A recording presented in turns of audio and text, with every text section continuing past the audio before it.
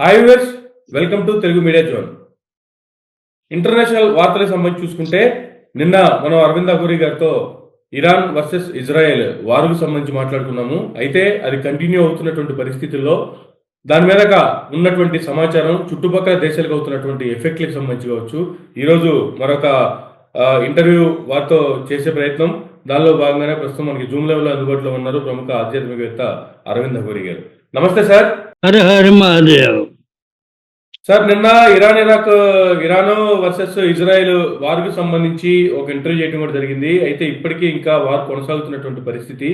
ఇప్పటికీ నిన్న మనం ఇంటర్వ్యూ చేసిన దగ్గర నుంచి ఉన్నటువంటి అప్డేట్కి సంబంధించి చూసుకుంటే చుట్టుపక్కల ఇబ్బంది పడుతున్నటువంటి దేశాలకు సంబంధించి, కొలాప్స్ అవుతున్నటువంటి చమురు సంస్థలకు సంబంధించి ఏం చెప్తారు సార్? ఇక్కడ ఇరాన్, ఇరాక్, ఇజ్రాయెల్ ఏదైనా సరే ట్రంప్ అక్కడ పెద్ద పీట వేసుకుని పెద్ద పోలీస్ మారిగా ఎందుకు చేస్తున్నాడు అంటే ఆయిల్ నిల్వలన్నీ కూడా, క్రూడ్ ఆయిల్ నిల్వలన్నీ కూడా, భూగర్భ నిల్వలు అన్నీ కూడా ఈ గల్ఫ్ దేశాల్లోనే ఉన్నాయి. వీళ్ళందరినీ కంట్రోల్ చేసి తన గుప్పెట్లో పెట్టుకుంటే ఇక్కడి నుంచి క్రూడ్ ఆయిల్ తీసుకోబోతాడు ఓకే అమెరికాకి. అమెరికా నుంచి ప్రపంచాన్ని శాసిస్తూ ఈ ఆయిల్ అన్నది అమ్ముతాడు. ఓకే, ఆయిల్ కోసమైనా కానీ మన భారతదేశం లాంటి చిన్న చిన్న దేశాలు, అప్కమింగ్ దేశాలు ఇలాంటివన్నీ ఉంటాయి కదా, అవన్నీ కూడా అమెరికా మీద ఆధారపడి బతకాలి. ఇది ట్రంప్ తాలూకు ఆలోచన. ఓకే, మీకు గుర్తుందో లేదో ఒకానొక ఇంటర్వ్యూలో చాలా క్లియర్ గా చెప్పినాడు, నేను ఒక వ్యాపారస్తుని, నాకు వ్యాపారం తప్పితే ఇంకోటి తెలియదు అని చెప్పి. మీకు గుర్తుండే ఉంటుంది ఈ మాట. వాడు వ్యాపారస్తుడిగా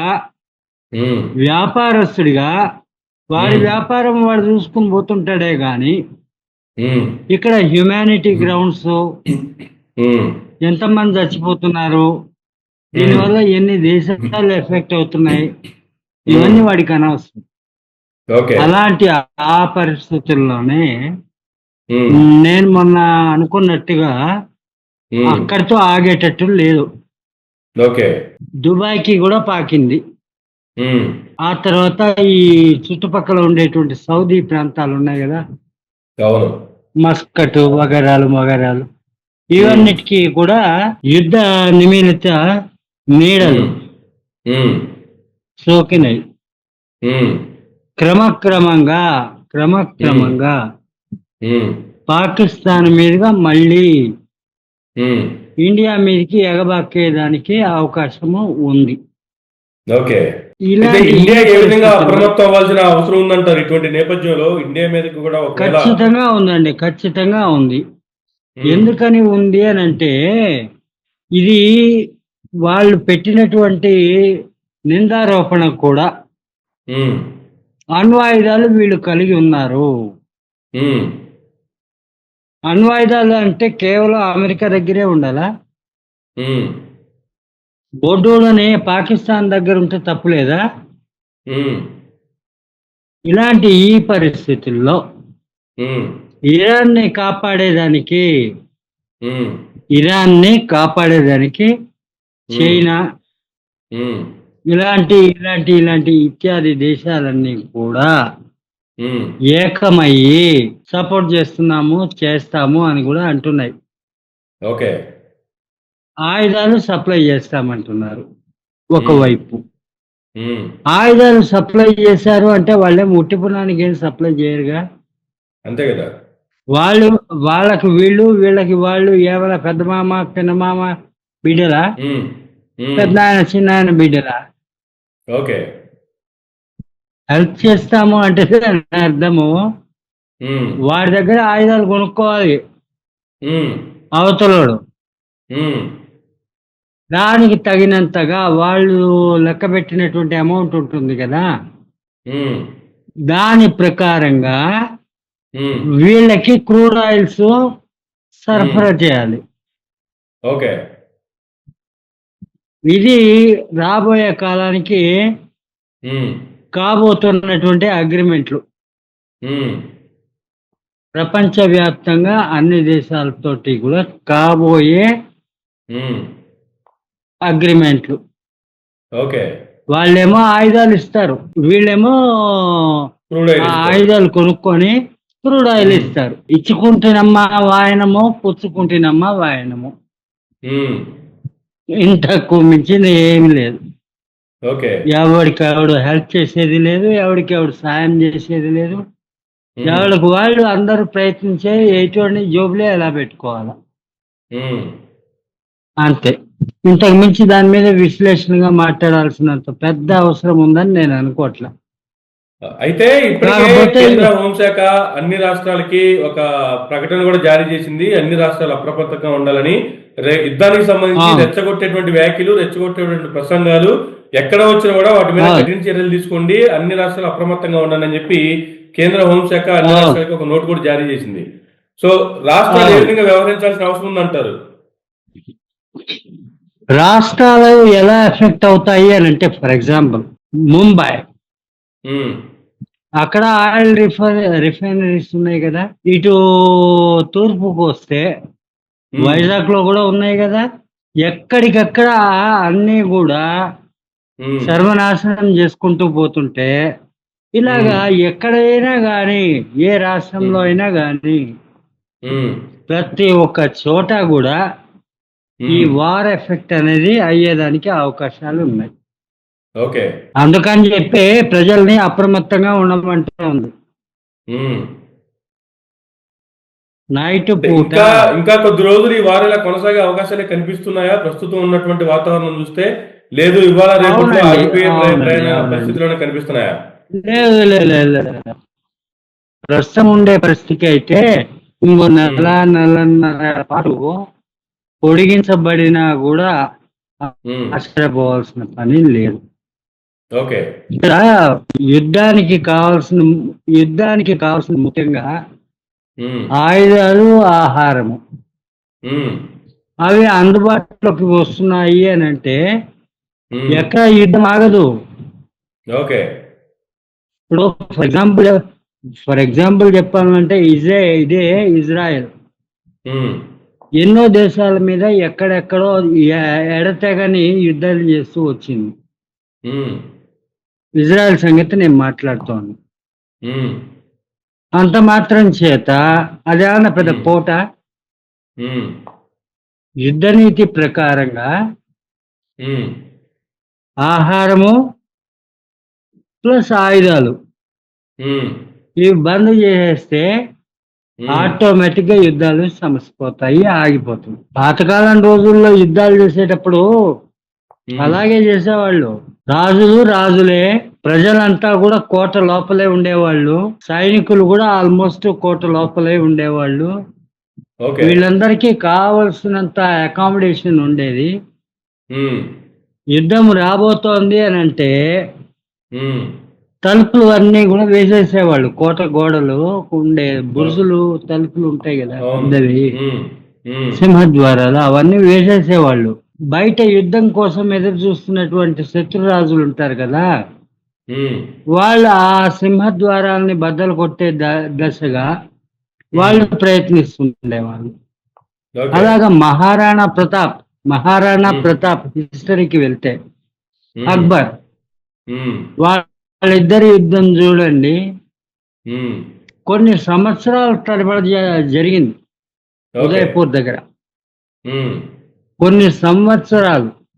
ఓకే. చివరాఖరికి ఉమ్, గేట్లు అన్ని కూడా తెరవబడి, నమ్మక ద్రోహుల మూలంగా గేట్లు తెరవబడ్డాయి. ఓకే. తెరవబడంతో అప్పుడు గత్యంతరం లేని పరిస్థితుల్లో ఉమ్, మహారాణా ప్రతాప్ కావచ్చు ఉమ్, బయటకు వచ్చాడు ఓకే. సైన్యంతో పాటు. ఉమ్, యుద్ధం జరిగింది. ఉమ్, అక్బర్ దగ్గర ఏంటి, అపారమైన సైన్యం. ఉమ్, ఒకడికి ఒక సైనికుడు అంటే 1:10 ఆ విధంగా ఉండేది. ఉమ్, 10 మంది శత్రు సైనికులు, వీళ్ళు ఒక్కళ్ళే. ఓకే. అన్న విధంగా ఉండేది. హ్మ్. అలాగా పానిపట్ దగ్గర అలాంటి చోట్ల జరిగింది. ఆ ఓకే. యుద్ధంలో మహారాణా ప్రతాప్ మరణించడం జరిగింది. హ్మ్. అది కూడా గుర్రం మీద చేటక్ అనే హ్మ్. ఒక గుర్రం ఉండేది. హ్మ్. గాయపడి గుర్రానికి గాయమైంది కాలు. హ్మ్. మహారాణా ప్రతాప్‌కి కూడా గాయమైంది. ఓకే. ఇద్దరు కలిసి వెళ్ళిపోతారు. గుర్రం కూడా మనిషి లాంటిదేనండి. మన మన రాజుని కాపాడుకోవాలా, హ్మ్. మన ప్రభువుని కాపాడుకోవాలా అనే దీంతోటి ఒక్క హ్మ్. ఛలంలో హ్మ్. నదిని దాటుతుంది. ఓకే. ఆ తర్వాత ఆ గుర్రానికి హ్మ్. ఓపిక చచ్చిపోయింది, పడిపోయింది. హ్మ్. మహారాణా ప్రతాప్‌కి కూడా ఓపిక హ్మ్. లేదింక. హ్మ్. ఆ టైంలో హ్మ్.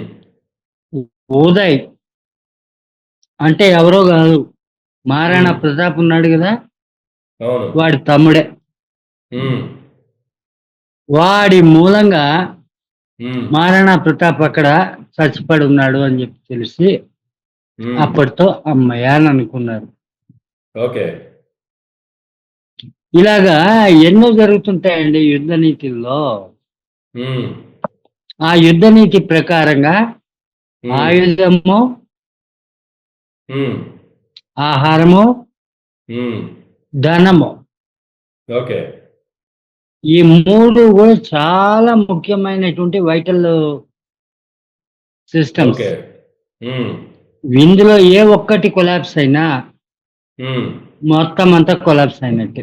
Right sir. ప్రస్తుతం జరుగుతున్నటువంటి ఇరాన్ వర్సెస్ ఇజ్రాయెల్ యుద్ధం కూడా త్వరగా సమసిపోవాలి, త్వరగా ఆగిపోవాలి. మరీ ఎటువంటి ప్రాణ నష్టం గాని, ఆస్తి నష్టం గాని జరగకుండా చుట్టుపక్కల దేశాల మీద అంతకంటే ఆ ఎఫెక్ట్ పడకుండా ప్రాణ ఉండాలని నష్టం కోరుకుందాం. విపరీతంగా ఉందండి. ప్రాణ నష్టము ఎక్కడైనా సరే ఇది నిన్న వచ్చింది కూడా హ్మ్. రక్త చంద్రగ్రహణము. దాని హ్మ్. పేరే రక్త చంద్రగ్రహణము. అవును. రక్తాన్ని కురిపిస్తూ చంద్రగ్రహణం ఏర్పడింది. హ్మ్. అందుకని ఎక్కడైనా చూడండి ప్రపంచవ్యాప్తంగా హ్మ్. అన్ని చోట్ల కూడా హ్మ్. రక్తము చిందించబడింది. హ్మ్. యుద్ధాలు జరుగుతున్నాయి.